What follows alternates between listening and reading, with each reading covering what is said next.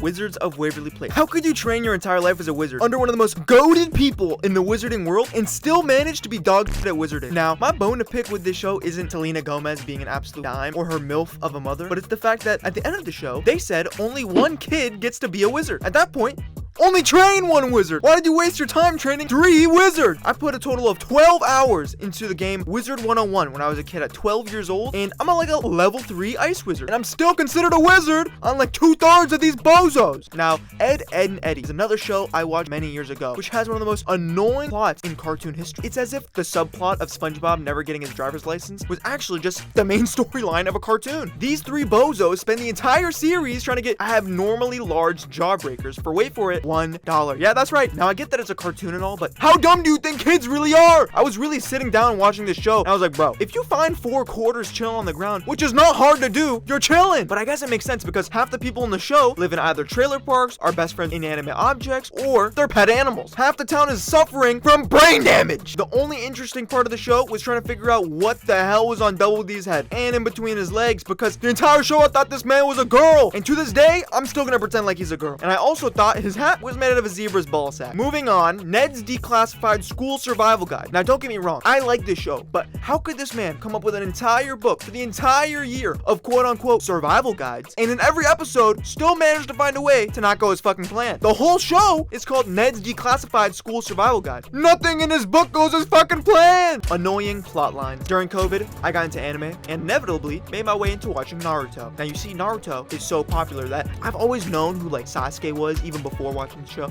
It's like watching Dragon Ball and just knowing their hair is about to turn piss yellow whenever they get mad. But I ended up finishing Naruto, and I realized that I'm a patient guy, because if any one of my friends would have watched the show, they would have clicked off halfway through. But hey, I burned horizontal black bars on each side of my screen from watching Naruto on repeat for 5 hours a day during the entire summer, so no going back. But I had this lingering thought in my head the entire show. Once Naruto gets Sasuke back, I'd love to know what the next plotline is. And that thought stayed like that until it was over! Like, why the fuck do I care about Sasuke? The entire show is called Naruto. It's about him becoming Hokage. And Deadass felt like Sasuke was the main character because Sasuke's the one with the insane character development. He's the one who gets bitches, and he's the only one with everyone's name in their mouth. And the cherry on top, they made an entire show around his son, Boruto. Like, who the fuck is this bitch? No one even knows Naruto until he saves them. Throughout the entire show, I was waiting, begging for it to happen. Because, correct me if I'm wrong, ain't the entire show called Naruto? Isn't the whole show about him becoming Hokage? But no, we didn't even get that too, because Boruto pulled one of the worst blue balls in television history that I've ever seen. Naruto missing out on his Hokage inauguration is single-handedly the reason I hate the entire series, because they thought it was funny to rob the audience satisfaction for a quick laugh. Shows like Regular Show, Adventure Time, and Dragon Ball Z, they don't call themselves the Finn and Jake Show,